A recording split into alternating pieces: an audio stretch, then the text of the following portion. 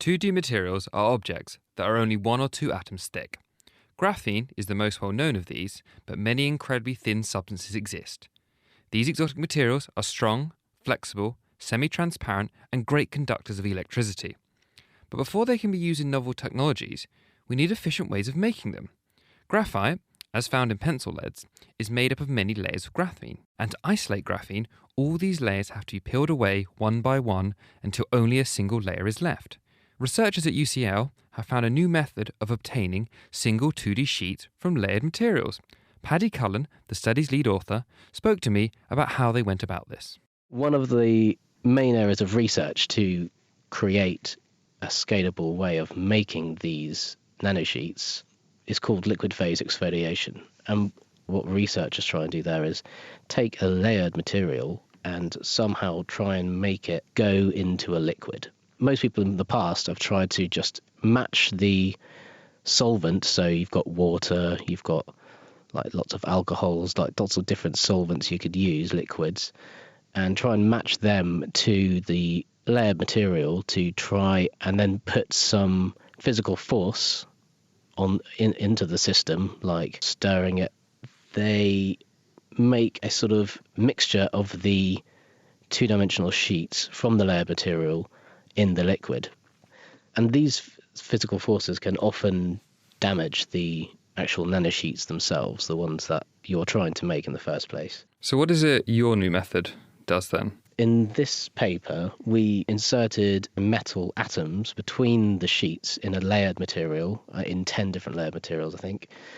And then simply we added solvent to the layered material, and then we didn't use any physical force whatsoever, and we just watched it dissolve. There's charge donation from the metal to the sheets. So what you end up with is positive metals in between the layers and negative charge on the sheets. So it's like a salt, and then when you add the solvent, it doesn't react with it, it just dissolves.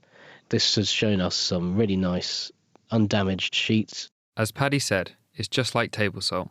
The sheets are negatively charged and the metal is positively charged, and they form a stable bond with each other, which means they won't react with the water, but instead are dissolved by it. And what's the advantage of having it dissolved? One of the things that our technique allows us to do is once we have this solution of some of the 2D materials, we have negatively charged layers in the solution and positively charged metal ions.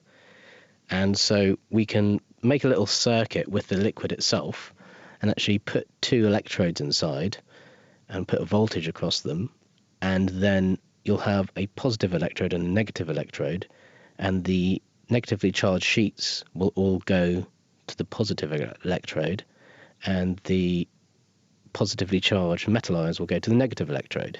And the other good thing about that is, on the electrode the sheets are going to, they only go to the conductive part of the electrode. So we can start to imagine that we could make a patterned electrode and deposit them in a controllable manner. Could you have one electrode having multiple 2D materials coming to it? Yeah, you could. People say it's like a library of two-dimensional materials, all with these different electronic properties. You can start to then build up things like LEDs or solar cells, and you just build them up with lots of different two-dimensional materials.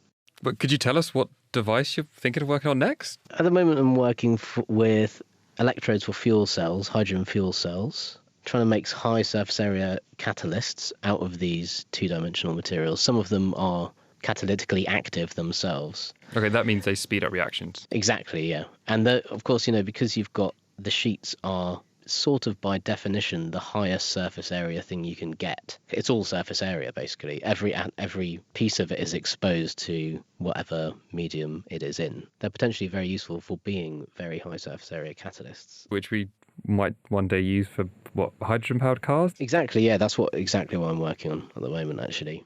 Hopefully we'll be driving around in one of those soon. That was Paddy Cullen, and the study was published in Nature Chemistry.